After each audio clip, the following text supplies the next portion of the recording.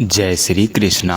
मित्रों, आज की इस प्रस्तुति में हम आपको श्रीमद् भगवद गीता की प्रथम अध्याय के 14वें श्लोक की व्याख्या की जानकारी देने का प्रयास कर रहे हैं। तो चलिए शुरू करते हैं।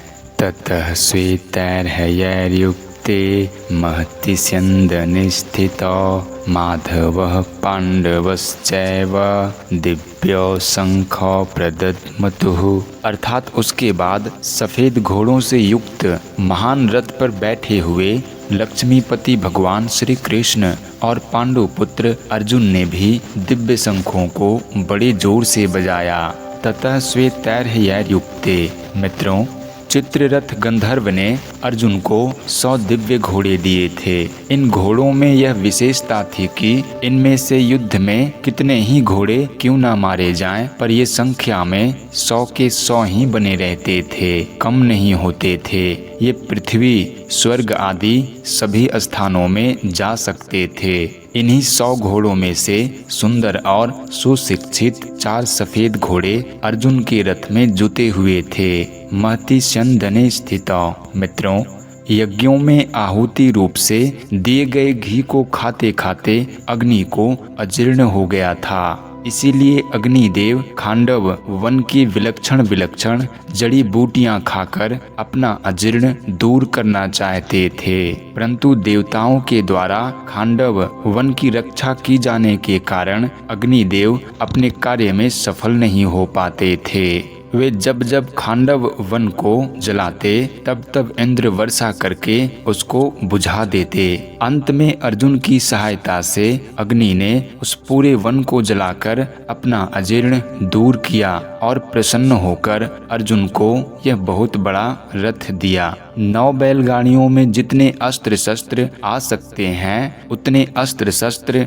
इस रथ में पड़े रहते थे। यह सोने से मढ़ा हुआ और तेजोमय था। इसके पहिए बड़े ही दृढ़ एवं विशाल थे।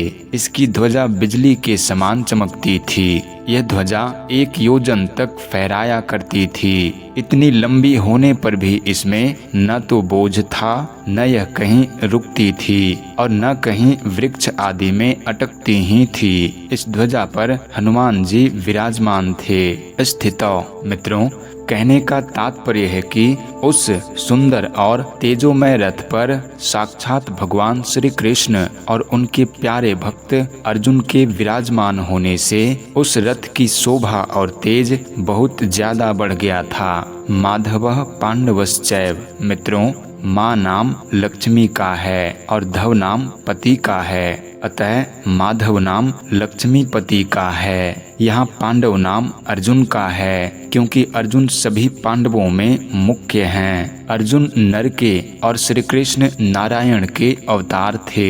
महाभारत के प्रत्येक पर्व के आरंभ में नर अर्जुन और नारायण भगवान श्री कृष्ण को नमस्कार किया गया है। इस दृष्टि से पांडव सेना में भगवान श्री कृष्ण और अर्जुन ये दोनों मुख्य थे। संजय ने भी गीता के अंत में कहा है कि जहाँ योगेश्वर भगवान श्री कृष्ण और गांडीव धनुषधारी अर्जुन रहेंगे, वहीं पर श्री विजय विभूति और अटल नीति रहेगी। दिव्यो शंखो प्रदद्मतुः। मित्रों, भगवान श्री कृष्ण और अर्जुन के हाथों में जो शंख थे वे तेजोमय और अलौकिक थे। उन शंखों को उन्होंने बड़े जोर से बजाया। मित्रों, यहाँ शंका हो सकती है कि कौरव पक्ष में मुख्य सेनापति पितामह भीष्म हैं, इसलिए उनका सबसे पहले शंख बजाना ठीक ही है, परंतु पांडव सेना में मुख्य सेनापति धृष्टद्युम्न के रहते हुए ही सारथी बने हुए भगवान श्री कृष्ण ने सबसे पहले शंख क्यों बजाया? इसका समाधान है कि भगवान सारथी बने चाहे महारथी बने, उनकी मुख्यता कभी मिट ही नहीं सकती। वे जिस किसी भी पद पर रहें सदा सबसे बड़े ही बने रहते हैं, कारण कि वे अच्युत हैं, कभी च्युत होते ही नहीं। पांडव सेना में भगवान श्री कृष्ण ही मुख्य थे और वे ही सबका संचालन करते थे। जब वे बाल्यावस्था में थे उस समय भी नंद उपनंद आदि उनकी बात मानते थे। तभी तो उन्होंने बालक श्री कृष्ण के कहने से परंपरा से चली आई इंद्र पूजा को छोड़कर गोवर्धन की पूजा करनी शुरू कर दी। तात्पर्य है कि भगवान जिस किसी अवस्था में, जिस किसी स्थान पर और जहाँ कहीं भी रहते हैं वहाँ वे मुख्य ही रहते हैं। इसीलिए भगवान ने पांडव सेना में सबसे पहले शंख बजाया। मित्रों, जो स्वयं छोटा होता है वही ऊंचे स्थान पर नियुक्त होने से बड़ा माना जाता है। अतः जो ऊंचे स्थान के कारण अपने को बड़ा मानता है वह स्वयं वास्तव में छोटा ही होता है, परंतु जो स्वयं बड़ा होता है वह जहाँ भी रहता है उसके कारण वह स्थान भी बड़ा माना जाता है। जैसे भगवान यहाँ सारथी बने हैं तो उनके कारण वह सारथी का स्थान भी ऊंचा हो गया।